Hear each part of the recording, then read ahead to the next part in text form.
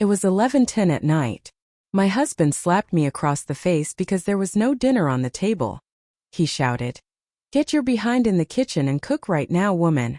I stayed silent and went into the kitchen for 20 minutes. When I came back with a covered silver tray, they thought it was a delicious meal. But when I lifted the lid, the contents were not food, but a one-way ticket to their own personal hell on earth. The wall clock in the living room marked 11:10 at night. Outside, the street was buried in deep silence. The only sound was the faint friction of my car tires on the asphalt of the driveway. My body felt crushed. I had spent the entire day at the office dealing with mountains of audit reports that had to be ready by the next morning. My head throbbed with a piercing pain, as if a hammer were hitting me over and over again. Still, I forced myself to sketch a light smile. I imagined the soft bed waiting for me in a few moments. I just wanted to take a hot shower and sleep without interruptions. I turned off the car engine and walked reluctantly toward the front door. The house keys jingled in my hand, which was trembling slightly from exhaustion. When I opened the door, a blast of cold air from the air conditioner hit me in the face. Strange. Normally at this hour, the living room lights were already off, but this time everything was illuminated with a bright light. Suddenly I had a bad feeling. My steps stopped at the threshold when I saw 3 people sitting on the living room sofa with indecipherable looks. Marcus, my husband, sat in the center with his legs crossed arrogantly. To his right, Loretta, my mother-in-law, looked at me with sharp, accusing eyes. And to his left, Chantel, my sister-in-law, was playing with her phone, although every now and then she shot me a look with a cynical smile. Before I could say hello, Marcus jumped up and strode toward me. His face was red with rage and his jaw was clenched. I could see the veins in his neck popping out, a sign that he was about to explode. "Honey, I just got home." I hadn't finished the sentence when a hard slap landed on my left cheek. The sound was so crisp it broke the silence of the night in the living room. A stinging sensation and intense heat spread across my face instantly. My head turned to the side from the force of the blow. I stood paralyzed. The exhaustion I felt in my body seemed to vanish, replaced by overwhelming shock. My right hand trembled as I touched my cheek, which was starting to feel numb. I looked at Marcus, trying to find a shred of remorse in his eyes, but there was nothing, only the glint of explosive fury. "Have you seen what time it is, you cheap tramp?" Marcus screamed directly in my face. His spit even splattered onto my blouse. "Who do you think you are to come in at this hour? Out partying while your husband is at home?" I tried to hold back the tears fighting to come out. "Marcus, I've been working overtime. You know it's the end of the month. I have a ton of work. Besides, I sent you a text this afternoon." I replied with a trembling voice but struggling to stay calm. I didn't want to look weak in front of them. "Excuse," Loretta interrupted with a shrill voice. The woman got up from the sofa and pointed a finger in my face. "What kind of wife are you? We've been sitting here for an hour starving. There is nothing on the table. The pots are empty. In the fridge there is only cold water. Do you want your husband and me to die of starvation?" "Hey," Chantel intervened without taking her eyes off her phone screen, as if I were less important than whatever she was seeing on her social media. "A little self-criticism, right? Kesha. Marcus is tired from being at home all day. The least a wife can do when coming home from work is bring food or cook, not come back empty-handed. Wow, how useless." I looked at them one by one. Marcus, unemployed for 6 months because he was fired for embezzling company funds, although he always told the neighbors he was starting his own business. Loretta, who asked me for thousands of dollars every month for her expenses and her meetings with friends, but was incapable of lifting a single dirty plate in this house. And Chantel, a 25-year-old girl whose only job was sleeping, eating, and online shopping with my additional credit card. All of them lived off my sweat. All of them breathed under the roof of a house whose mortgage I paid every month. And now they were yelling at me because I was late home to make them dinner. "Get to the kitchen at once, woman," Marcus bellowed again, this time shoving me roughly by the shoulder, until I stumbled and crashed into the shoe rack. "And don't come out of the kitchen until there is decent food on the table. And be careful if it doesn't taste good. I'll smash the plate in your face." I took a deep breath, trying to stifle the rage starting to burn in my chest. I was dying to scream, to vomit all the frustration I had kept inside for so long. I was dying to kick them out of the house right then and there. But no, anger would only ruin my plan. I needed calm to pay them back in the most painful way possible. An elegant revenge they would never forget for the rest of their lives. I straightened up and fixed my clothes. I looked Marcus directly in the eyes. There was no longer fear or sadness in my gaze, only an empty coldness. "All right," I said in a low but firm voice. "I am going to prepare a special dish for you. The one you deserve most tonight." Without waiting for their reply, I walked past Marcus, ignoring Loretta's look of contempt and Chantel's mocking laugh. I walked straight toward the kitchen, the place where I normally spent hours serving them as if I were their maid. But tonight would be different. Tonight, the aroma of delicious food would not come out of this kitchen. Tonight, this kitchen would become the place where I would prepare their ruin. Upon reaching the kitchen, I closed the door firmly. I leaned my back against it and closed my eyes for a moment to gather strength. The stinging on my cheek was still there, but the pain in my heart was much more unbearable. During our 5 years of marriage, I had always tried to be a devoted wife. I turned a blind eye to Marcus' laziness. I endured Loretta's criticism and gave in to Chantel's whims. I thought that with patience they would change. How wrong I was. My patience had only fed the monsters inside them. They became greedier, crueler, and more brazen. I opened my eyes. The tears I had held back dried up. It wasn't worth crying for parasites like them. I went to a drawer in a corner of the kitchen where I kept the important things I had been hiding. It was enough. This family drama had to end this very night. The sound of a knife hitting a cutting board resonated loudly. Chop, chop, chop. The rhythm filled the kitchen, piercing through the walls until it reached the living room. I knew exactly what they were thinking out there. They were surely smiling with satisfaction, feeling victorious for having broken me once again. They must have thought the stupid, scared wife had started chopping onions or meat in a hurry to satisfy their spoiled stomachs. But on the kitchen counter there wasn't a single ingredient. The big knife was just hitting the empty board over and over again. It was part of the show. I wanted them to feel on top of the world before throwing them into the deepest abyss. While I kept making that fake noise, my other hand was busy preparing the real dish.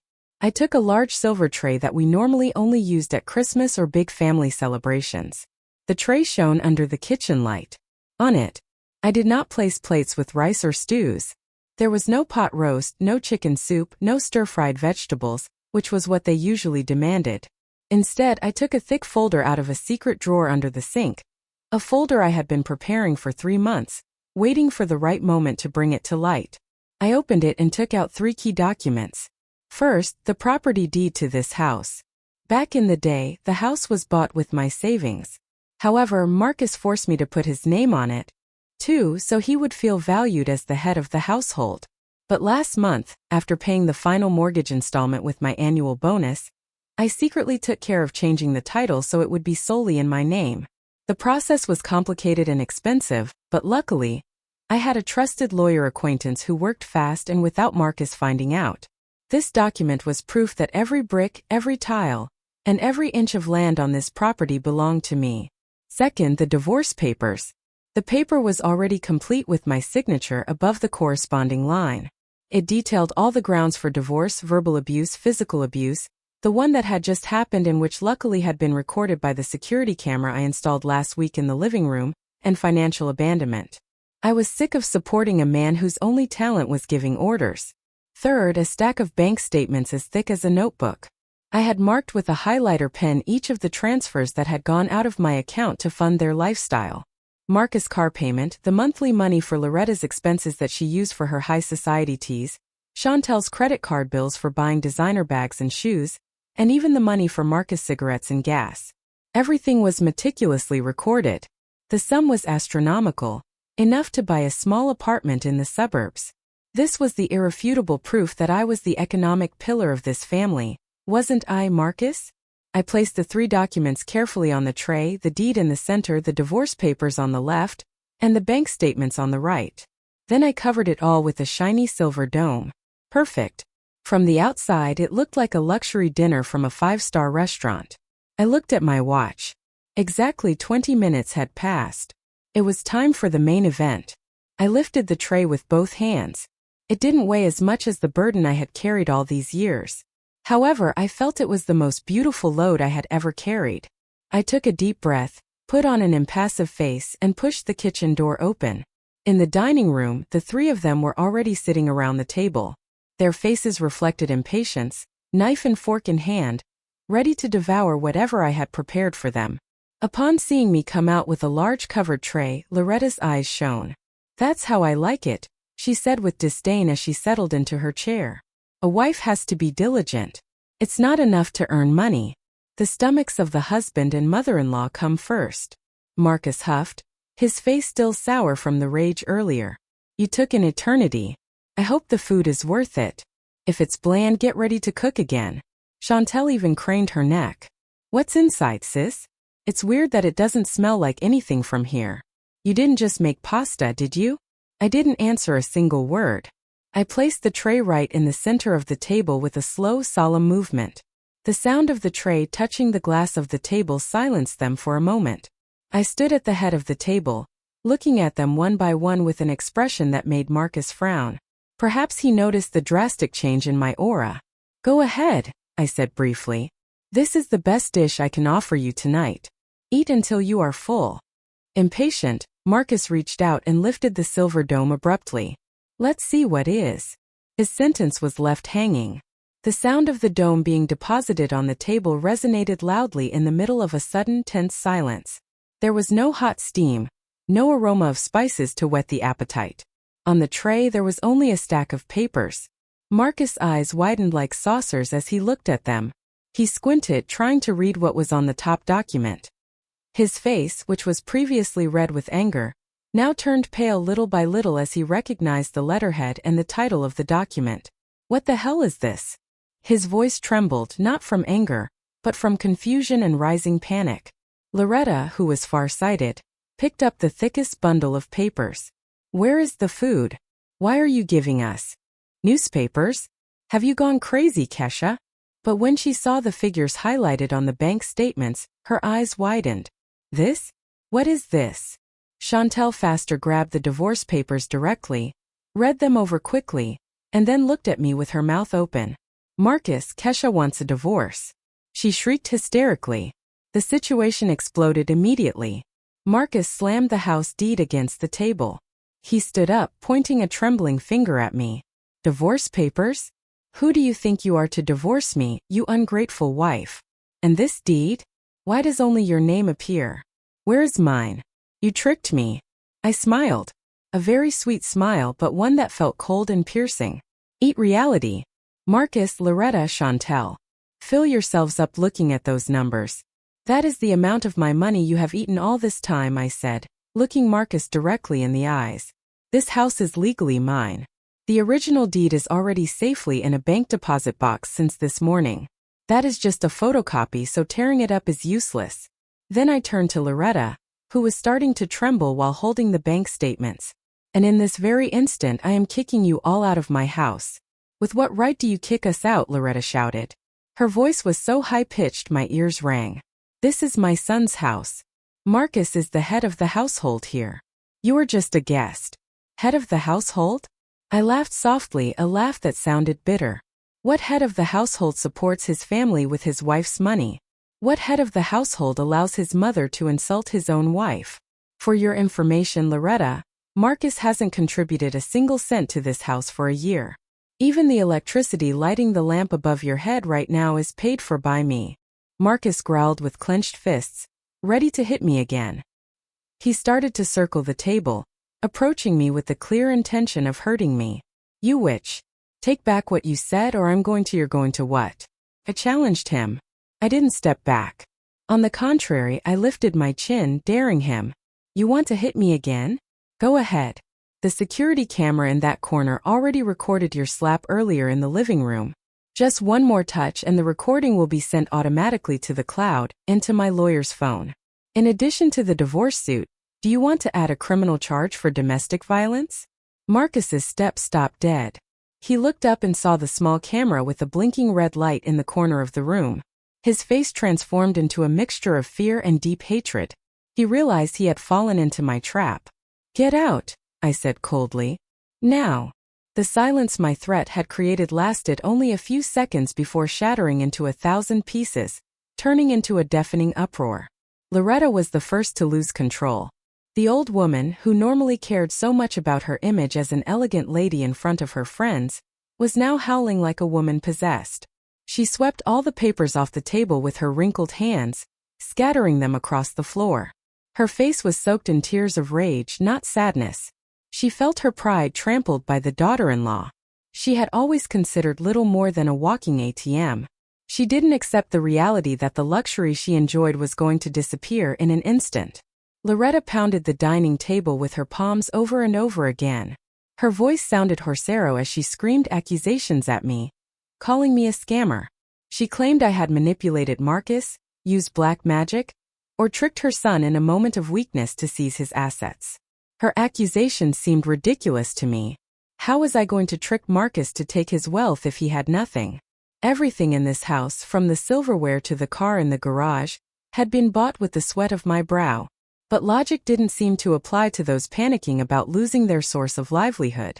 Marcus, who had been paralyzed by the threat of the camera, now paced back and forth in the dining room like a caged beast. He pulled his hair in frustration. His bulging eyes looked for an escape, a way to turn the situation around. He picked up the photocopy of the house deed from the floor, crumpled it into a ball, and threw it at me. The hit was soft. It barely bounced off my shoulder, but it showed how powerless he felt. He knew he had no legal basis to object.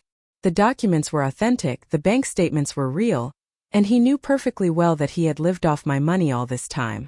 Chantel, my spoiled sister-in-law, reacted in a different way, but just as irritating. She didn't scream or get furious, but burst into hysterical tears while hugging the designer purse she had bought the week before. Of course, with my credit card, she begged her brother to do something. She was afraid of ending up on the street, of not being able to show off on social media anymore, of her friends discovering that she wasn't actually rich. Her pitiful crying gave me more of a headache, but at the same time produced a strange satisfaction. Finally, that girl felt fear for the future. That same fear that had tormented me every time I saw her credit card bills. I let them vent for a few minutes. I remained motionless at the end of the table with my arms crossed, enjoying the spectacle of the destruction of a family of parasites. When I considered it was enough, I walked to a corner of the room where I had hidden something behind the long curtains. I pulled out 3 large black garbage bags, the biggest ones filled to the bursting point. I dragged them to the center of the room. The sound of plastic brushing against the tiled floor made them turn around. With all my strength, I threw the bags at them one by one. Thump, thump, thump. The 3 enormous bags landed at their feet. Marcus jumped, surprised. Loretta stopped howling, and Chantel paused her crying for a moment. They looked at the garbage bags with bewilderment. A faint smell of mothballs escaped from them, mixed with a dusty scent. "Those are your things," I said in a flat tone devoid of emotion. "I gathered them this afternoon while you were out shopping. Clothes, pants, shoes, and your personal items that I considered important are inside. The rest, what seem like trash to me, are things I bought with my money but you don't deserve to take. I threw in the dumpster or kept to sell.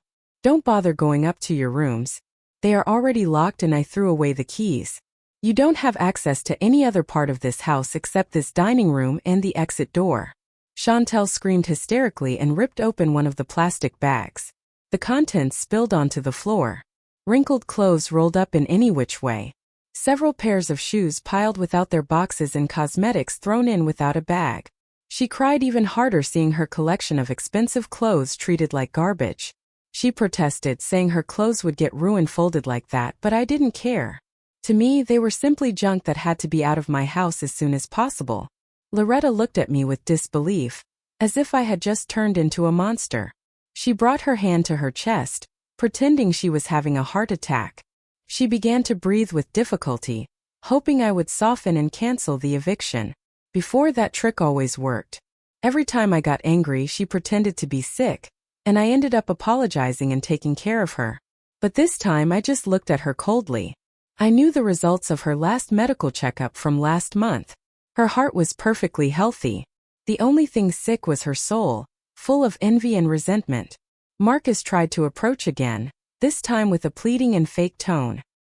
He lowered his voice and tried to touch my hand, but I pulled it away abruptly. He started talking about our good memories, the vows we made, what the neighbors would say if we divorced. He was trying to manipulate my feelings using his old weapons, pity, and the fear of gossip. But he forgot that the heart of a repeatedly wounded woman eventually freezes and becomes as hard as a rock. There was no longer any crack through which Marcus could enter. I looked at my watch. 5 minutes had passed since my ultimatum. I took my phone out of my dress pocket, typed a couple of times, and showed them the screen displaying the emergency call button to the gated community security booth. I looked at Marcus steadily, giving him a final non-negotiable warning. My patience had run out, and I didn't want to waste any more time with this cheap drama. Now take those garbage bags and drag them out of my house, I ordered firmly. If you are still here in 10 seconds, I will press this button. The community security guards will come and remove you by force. Imagine the shame of being dragged out like thieves in front of all the neighbors. The choice is yours. Do you walk out on your own feet with the little dignity you have left? Or do you leave by force with a free show for the whole neighborhood? 1, 2, 3. Marcus stood paralyzed. His face was pale as paper. He looked at me, searching for some doubt in my eyes, but found none. He saw deadly seriousness. With trembling hands, he grabbed one of the large plastic bags. He yelled at Chantel to stop crying and help him carry the things. He also pulled his mother's hand, who was still faking an asthma attack, to get her up. Finally, they realized I wasn't joking. The queen of the house had awakened, and her orders were absolute. The front door of the house opened wide, revealing the dense darkness of the night. A strong wind slipped inside, bringing with it the first drops of rain that began to fall heavily. The sky seemed to bless my plan to clean the house of all filth, because a storm broke out just as they took their first step outside. The sound of thunder rumbled in the distance in time with the beating of my heart, accelerated by adrenaline. I stayed on the threshold, making sure they left with their garbage bags full of their meager belongings. Marcus went in front carrying a large black plastic bag on his shoulder. He looked pathetic, very far from the image of the arrogant husband who had slapped me earlier. His shirt was soaked by rain splatters, his hair flattened and his face down, hiding his rage and shame. Behind him, Chantel dragged her bag reluctantly, cursing under her breath every time the plastic snagged on the driveway pavers. Loretta walked with difficulty, carrying nothing, trying to maintain the last vestiges of her pride, with her chin held high, although her body was starting to shiver from the cold night wind. As soon as Loretta's last foot crossed the threshold, I slammed the heavy oak door shut. Boom! The crash became the final period of a dark chapter in my life. I threw the deadbolt and put on the security chain. Loud knocks were heard from outside.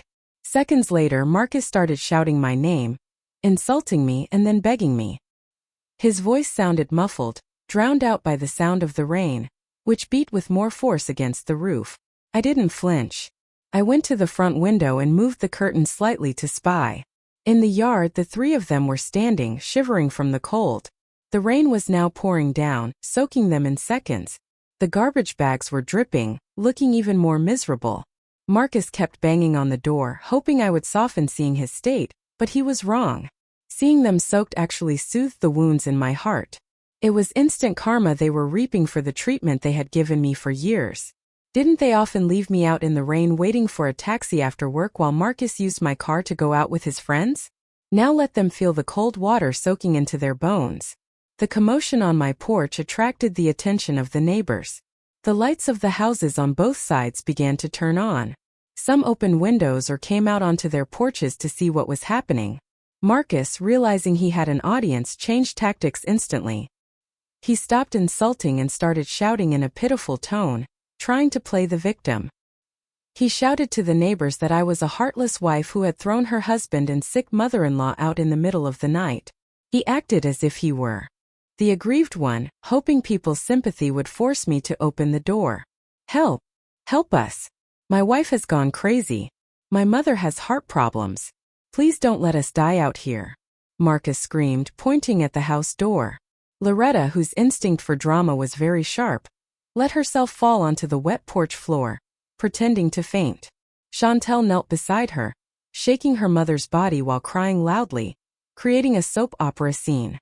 Some neighbors started whispering, The Homeowners Association president, who lived 3 houses down from mine, was approaching with an umbrella. I knew I couldn't stand by and let Marcus twist the facts. I grabbed my phone and called the main security gate. The phone rang twice before the deep voice of Mr. Henderson, the head of security for the community, answered. I asked him to come to my house immediately with his team because there was a public disturbance. I explained that there were some strange people causing a scene on my porch and disturbing the peace of the community. Shortly after, 2 security cars appeared with blue lights flashing. Henderson and 2 of his men got out quickly. They approached the porch where Marcus's family drama was unfolding. I gathered my courage and opened the door a crack just enough to speak to Henderson without Marcus being able to enter. Mr. Henderson, please take these people away, I said loudly. My voice cut through the sound of the rain so the spying neighbors could hear me. They no longer live in this house. We have separated, and the house is my property, as stated in the deed.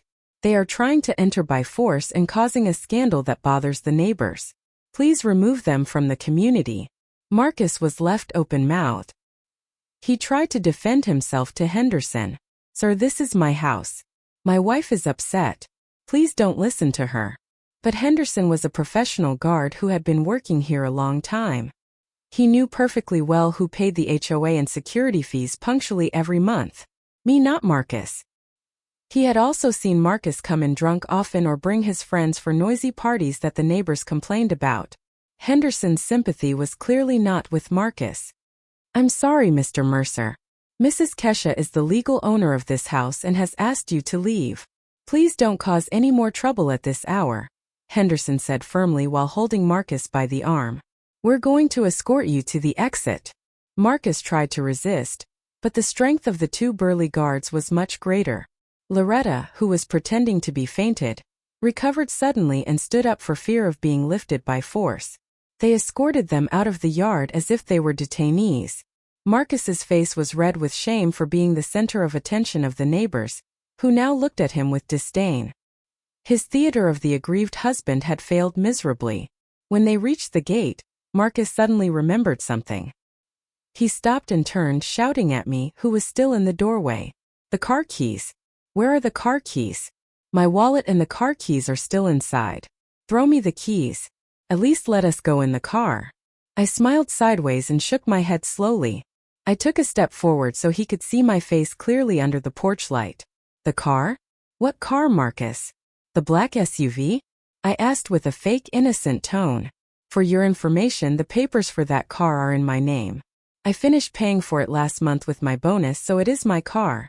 And I have hidden the keys in a place you will never find. You don't have the slightest right to that vehicle. But I need a vehicle. Where are we going to go in this rain? Marcus shouted, frustrated. His voice broke in the middle of the downpour. That is no longer my business, I replied coldly. You can walk. A little exercise since you haven't moved much lately. Order a taxi. Oh wait. I forgot your wallet is inside and all the credit cards in that wallet are authorized user cards linked to mine. And I blocked them 5 minutes ago from the app, so it's useless for you to have it. Marcus stood in silence with a face pale as a ghost. He had just realized the magnitude of his ruin that night. No house, no car, not a single cent. Henderson signaled his men to continue escorting them. Come on, sir. Let's keep walking. Don't bother Mrs. Kesha anymore. The guard warned him. Marcus, Loretta, and Chantel finally surrendered and were dragged away from the luxurious house where they had lived as parasites. They walked with difficulty under the torrential rain, dragging the black garbage bags that were now their only possession. I closed the door again and locked it. The rain kept falling heavily outside. But in here in my house, the atmosphere was peaceful and warm. For the first time in 5 years, I felt that I had truly returned home. I felt I had lifted a huge weight off my shoulders. I leaned my back against the door, let out a long sigh and smiled. That night I was going to sleep deeply, very deeply. The gate of the luxurious gated community closed behind them, like a wall separating the comfortable life they had just left behind and the earthly hell that now welcomed them. The rain did not let up. On the contrary, it intensified with a freezing wind that soaked to the bone.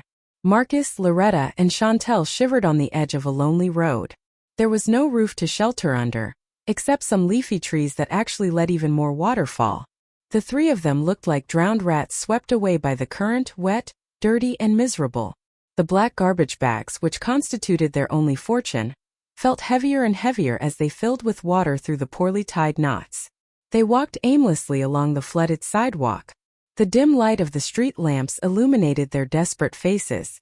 Marcus put his hand in his pants pocket for the nth time, hoping for a miracle in the form of a forgotten bill or a lost debit card, but nothing. The pocket was empty. His expensive leather wallet with his driver's license, bank cards, and credit cards had stayed on the nightstand. Kesha had calculated everything perfectly. Without that wallet, Marcus was nobody. He couldn't rent a hotel room, nor buy food, nor even drink a hot tea in a bar. His identity and his access to money were locked in the house that was now forbidden to him. Loretta began to delirious from the cold. Her teeth chattered and her lips turned blue. The woman who had always looked impeccable with her makeup now seemed old and fragile. The rain had washed away the remains of her makeup, giving her a creepy look with black stains under her eyes. She blamed Marcus with a hoarse voice that was lost among the sound of the rain. She cursed her son's stupidity for not knowing how to control his wife. According to Loretta's twisted logic, all this was happening because Marcus hadn't been tough enough educating Kesha. Not because they had oppressed her for years. Chantel walked behind, stumbling. The heel of one of her stilettos had snapped when she fell into a hole in the sidewalk, forcing her to limp while carrying the expensive shoe that was now useless in her hand. Finally, they found a small supermarket that was closed with an overhang wide enough to take shelter. Without saying a word, they let themselves fall, exhausted, onto the cold and dusty tiled floor. Marcus leaned his back against the cold metal shutters. His stomach roared loudly. Hunger was beginning to attack with brutality. The last time they had eaten was at noon, and tonight they expected the feast Kesha was going to prepare for them. Ironically, they had received an unforgettable dish, even if it wasn't edible. The image of a plate of hot food danced now in his mind, torturing him slowly. Chantel took out her phone with the screen slightly cracked from a hit, while dragging the garbage bag. She tried to order a taxi/Uber with the 10% battery she had left. However, her finger stopped when she realized the payment method in the app was linked directly to Kesha's additional credit card. With trembling hands, she tried to make the booking, and indeed a transaction failed notification appeared. Kesha had blocked everything. Chantel tried to call her high society friends, hoping one would help her. The first call wasn't answered. The second was rejected. The third was answered by a friend, Sarah. But as soon as Chantel told her she had been kicked out and needed money, Sarah used the excuse of bad reception and hung up. Chantel smashed the phone against the ground in frustration and burst into tears, hugging her knees. That night felt terribly long and torturous. They couldn't sleep a wink. Mosquitoes began to bite their damp skin. The occasional noise of passing cars startled them. Every time a luxury car passed, Marcus' heart ached, remembering his black SUV, now comfortably parked in Kesha's garage. In the silence of the early morning, Loretta complained of a sharp pain in her stomach from the cold and hunger. There was no medicine, no blankets, no hot water. Marcus could only look at his mother with empty eyes.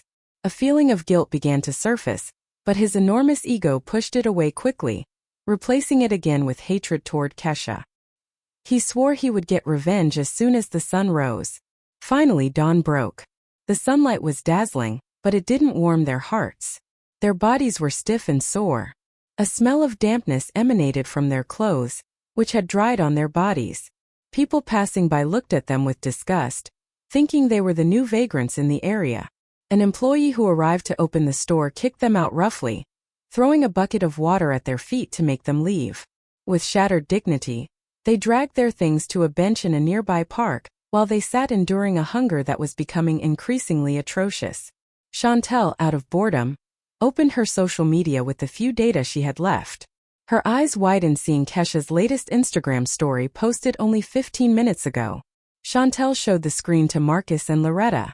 In it, you could see a photo of a bowl of fresh fruit and a steaming cup of artisan coffee with the background of a clean and modern apartment. In a corner of the photo, a small phrase, "The best breakfast is a breakfast without parasites, grateful for blessings." Seeing the photo, Marcus' stomach turned violently, not only from hunger, but from the envy and rage that exploded in his chest. Kesha was enjoying life while they suffered in the street like trash. The reality without his wife's wallet was terrifying. The world was no longer kind, and they were just worthless specks of dust. Marcus decided he couldn't give up. He still had a job. Yes, he was still the marketing director at an office supply distributor. Although his position wasn't very important and his salary was mediocre, he often spent it on small online bets he hid from Kesha. He thought that if he got to the office, he could ask for an advance or a loan from a colleague to rent a temporary room for his mother and sister. He had to save what was left of his dignity as a man. He left Loretta and Chantel in the park, promising to return with money and food at lunchtime. With pure determination, he walked the 2 miles to his office. He stopped in the bathrooms of a gas station to wash his face and fix his hair. Although he couldn't remove the stale smell from his wrinkled shirt, he cleaned his mud-covered shoes as best he could with a wet paper towel. His appearance was far from that of a manager, but he had no other choice. Upon reaching the lobby of the office, the receptionist looked at him with a furrowed brow. Normally, Marcus arrived with impeccable clothes, smelling of expensive cologne, and with an elegant air thanks to Kesha's care. Today, he looked like someone who had just survived a disaster. Marcus ignored the strange look and went directly to the elevator.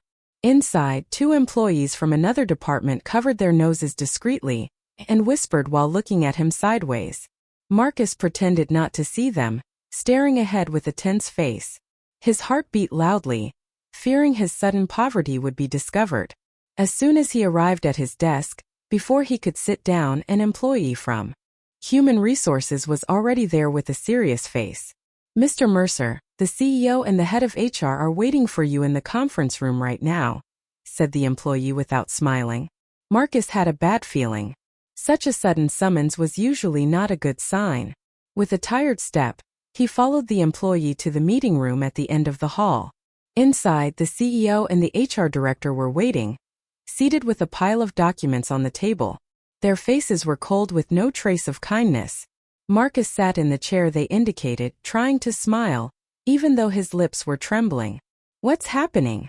It's weird that you call me so early," he asked, trying to seem unconcerned. The director threw a blue folder at him. "Let's not beat around the bush.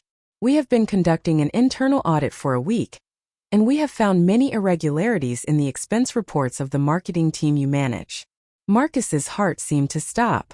He opened the folder with sweaty hands.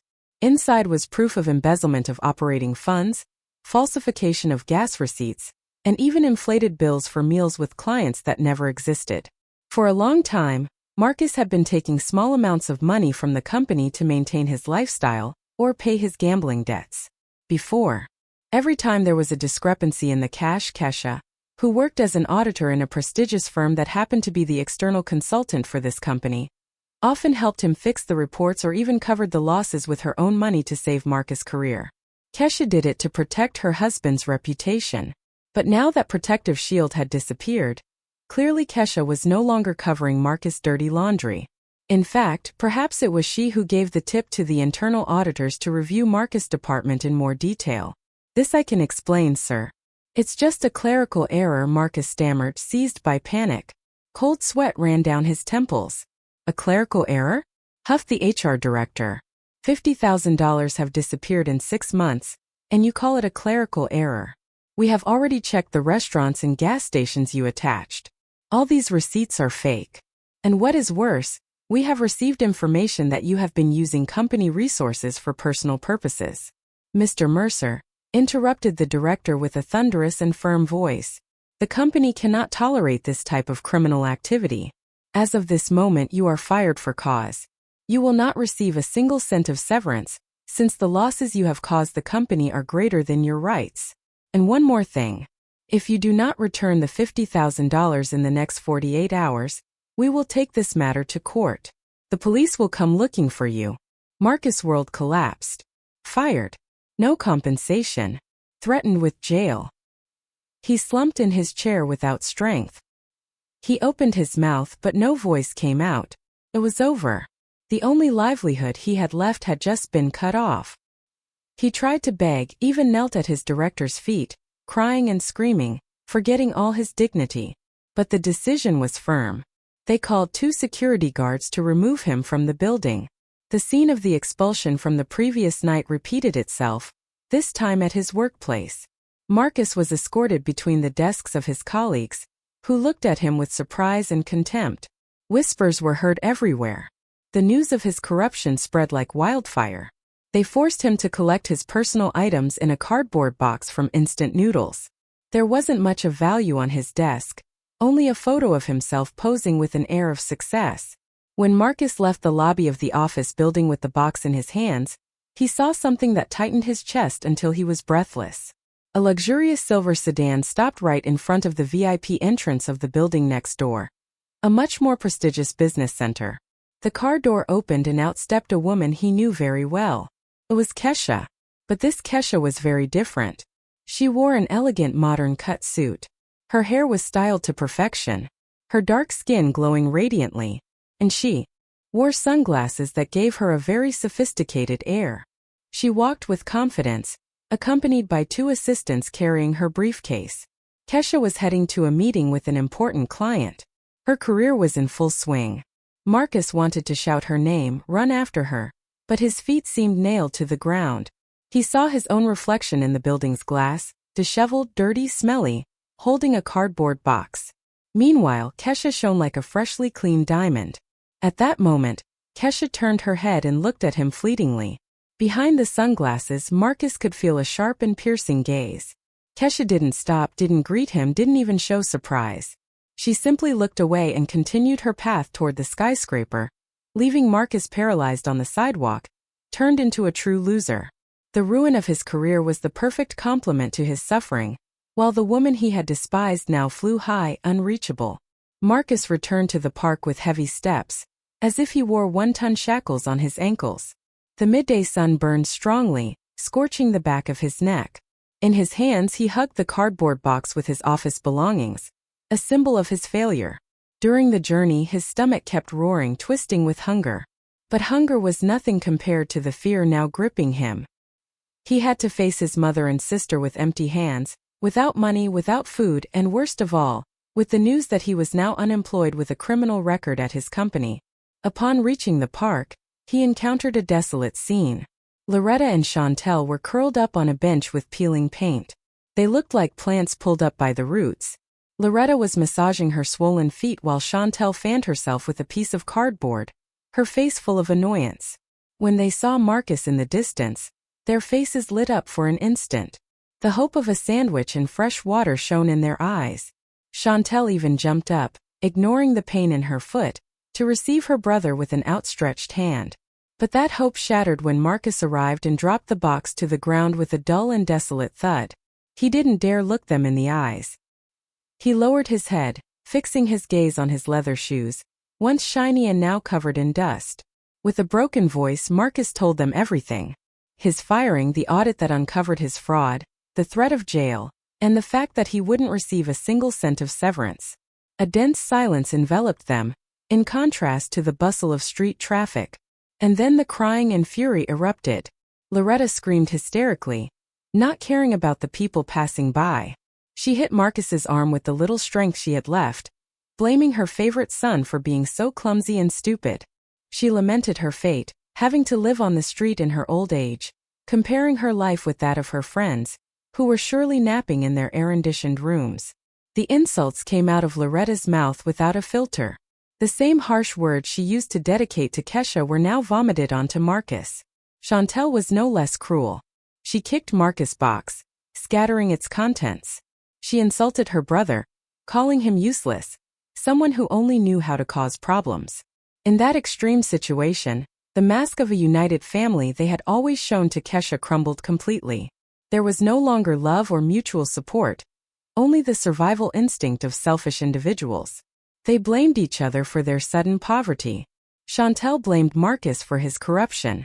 Marcus blamed Chantel and Loretta for their wasteful lifestyle that forced him to steal. And Loretta blamed both of them for not having found rich partners who could support them. When the exhausting argument calmed down because they ran out of energy and were hungrier, Marcus made a desperate decision. He took off the designer watch from his wrist, the only item of value he had left since he was wearing it when Kesha kicked him out. He also demanded Chantel's gold earrings. Although Chantel resisted and screamed, Marcus and Loretta forced her with the excuse that they needed the money to eat and rent a cheap room. Finally, with a face full of resentment, Chantel handed over her earrings. Marcus went to a pawn shop or second-hand market, selling the watch and earrings to a street buyer. Without papers and with the urgency to get quick cash, they bought them for a laughable price well below their real value. Marcus had no choice but to accept the cash, which was only enough to eat modestly for a few days, and rent a tiny room in a bad neighborhood for a week. That afternoon, they rented a room by the day in a narrow, muddy, and smelly alley. The room was tiny, a thin, sagging foam mattress barely fit. The walls were damp and full of mold without windows, only a small ventilation grate above the door. The bathroom was outside and shared with the other tenants who looked at them with suspicion. For Loretta and Chantel, accustomed to Kesha's luxurious and clean house, this place was hell. Loretta complained endlessly about the smell of dampness, the cockroaches, the suffocating heat with only a small dusty fan. That night they ate takeout from a cheap diner. The atmosphere was somber without conversation. They ate greedily, devoured by hunger, but their faces reflected the hatred they felt for one another. After dinner, Marcus put the little money he had left under his pillow with the intention of using it the next day to look for some odd job. Physical and mental exhaustion made Marcus and Loretta fall asleep quickly, snoring loudly on the thin mattress. But Chantel didn't sleep. Her eyes stared fixedly at the ceiling full of cobwebs. Her mind was a whirlwind. She looked with disgust at her mother and brother, asleep with their mouths open. She felt she didn't deserve to be in that miserable place. She was young, pretty, and believed she deserved a better life. She hated Marcus for having failed as a provider and felt burdened by having to take care of her mother, whose health was worsening from stress. Whispers of temptation began to taunt her. If she stayed with them, the money would run out in a week, and they would die of hunger together. But if she took the money for herself alone, maybe she could flee to another city, find an old friend, or find another man to take advantage of. Slowly, very carefully, so as not to make noise, Chantel slid her hand under Marcus's pillow. Her heart beat loudly. She felt the envelope with the money and pulled it gently. Marcus moved a little and Chantel froze with fear, but he just changed position and continued snoring. Chantel managed to get the envelope out, put it quickly in her purse, and then in silence put her clothes in the black plastic bag. Without looking back toward the mother and brother she was betraying, Chantel slipped out of the room and disappeared into the darkness of the alley, taking with her the only hope of survival for her family. The next morning, Marcus' screams broke the silence of the neighborhood. He woke up and found his pillow empty. The money had disappeared. He looked around. Chantel and her things were not there either. Loretta woke up startled by the screams.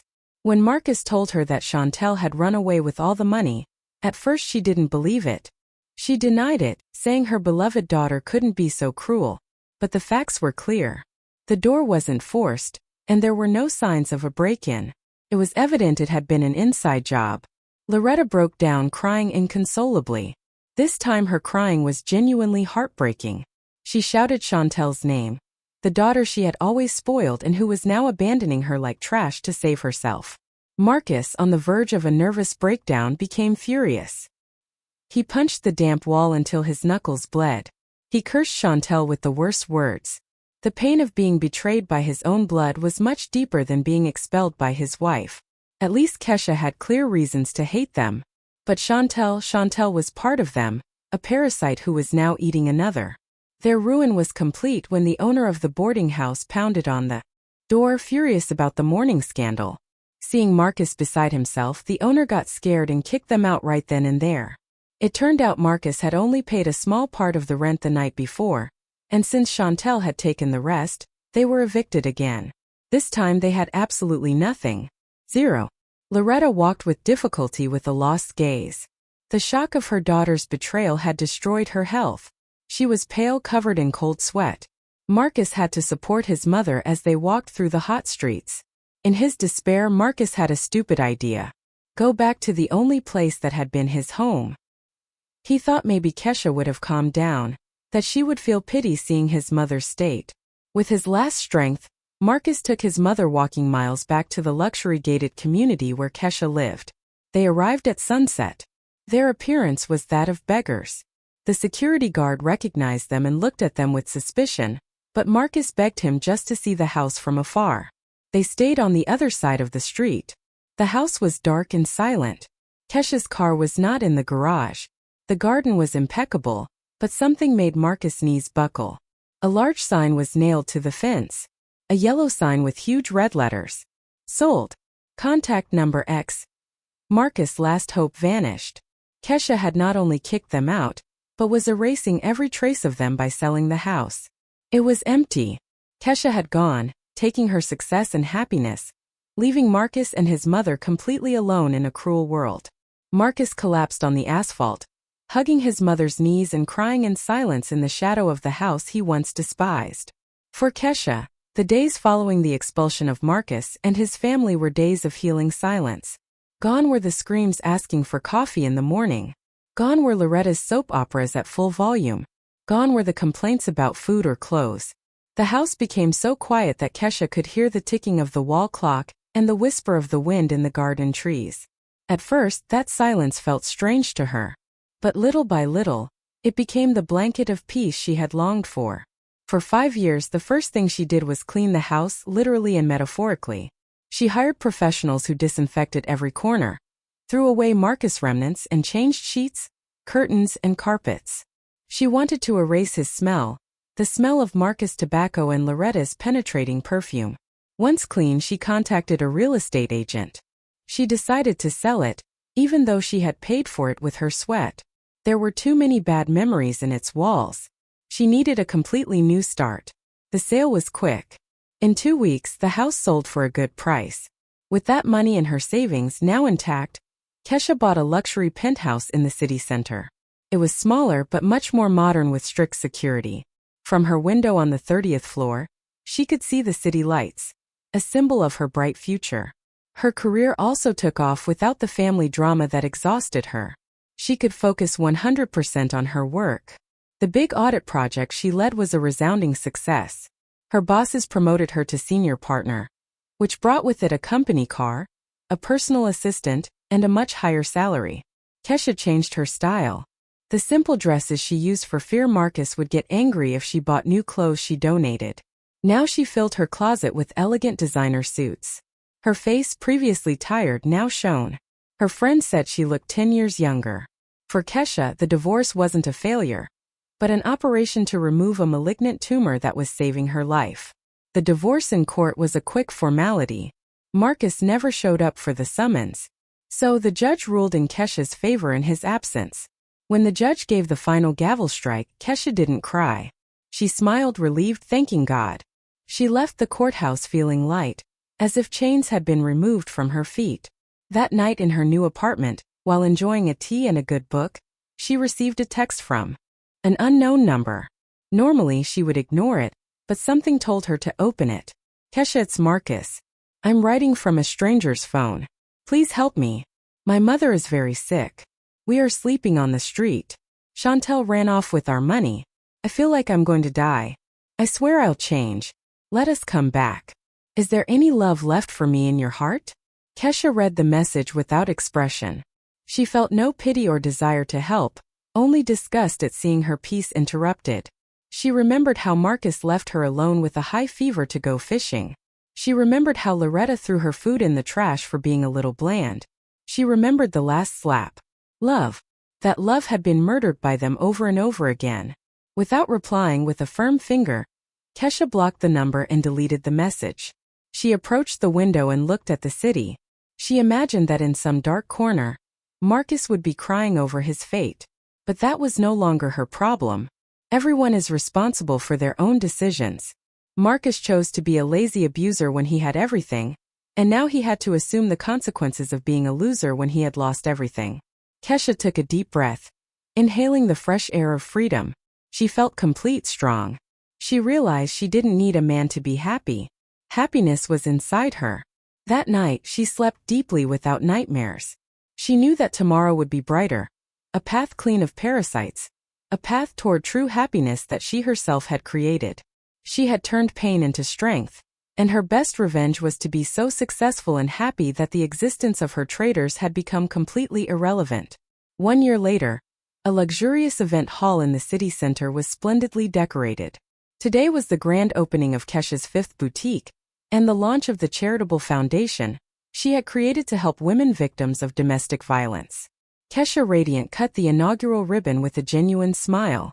She wore a dress designed by herself, elegant and sophisticated. She was no longer the oppressed woman, but a symbol of resilience and success. After the ceremony, a social act began, the delivery of 1,000 food packages and financial aid to people in need. Kesha insisted on distributing them personally. A long line of people waited patiently. Kesha gave each one their package and an envelope with a kind smile until it was the turn of a skeletal man pushing an old wheelchair. The man wore torn and dirty clothes. A penetrating smell emanated from him. In the wheelchair sat an old woman in an even more pitiful state with a lost gaze. Kesha offered him the food package and the envelope. "Here, sir. May it be a blessing for you and your mother." The man didn't take the package immediately. His trembling hand stopped. He lowered his gaze, fixing on Kesha's high heels. Then slowly he raised his face. His sunken eyes met hers. Time seemed to stop. "Hey, Kesha." His voice was barely a whisper. Kesha looked at him closely. Despite the dirt and suffering, she recognized that man. It was Marcus. And the old woman in the wheelchair was Loretta. Her ex-husband and ex-mother-in-law were before her as beggars, waiting for her charity. Kesha's heart beat normally. She felt no anger nor resentment, not even pity, only an emptiness, a total indifference. They were like strangers. Marcus waited for a reaction. Screams, crying something. He wanted to kneel, ask for forgiveness, tell her how sorry he was, but Kesha did none of that. She nodded politely, her professional smile intact, put the package and the envelope in Marcus's trembling hand, and turned to the next person in line. "Please move forward, sir. The line is long." Marcus's heart shattered. Kesha's indifference was the most painful punishment, being invisible, being irrelevant. A security member approached and asked him kindly to move. Marcus, stunned, pushed his mother's wheelchair. She only cared about reaching the food. He stopped on the sidewalk across the street. He saw Kesha get into a luxury black sedan. A chauffeur opened the door for her. The car drove away, taking her toward her brilliant life. Without looking back, Marcus opened the food package. Inside was a warm meal of roasted chicken and vegetables, the most luxurious food he had seen in a year. He gave a spoonful to his mother and then ate himself. The taste was delicious, but in his mouth it mixed with the salty taste of the tears running down his cheeks. He cried inconsolably in the middle of the street, hugging the food box as if it were his only connection to the past. Regret arrived too late. He had thrown away a diamond for a handful of sharp stones, and now those stones had bled him dry. The door to forgiveness was closed, not with a key, but because the owner of the house had moved to a much more beautiful palace. The perfect revenge is not anger, but becoming so happy, so successful, and so peaceful that the existence of those who hurt you no longer matters in the slightest. Their ruin was just a small footnote in the thick book of her success. If you liked my story and want to hear more, go ahead and subscribe to my channel.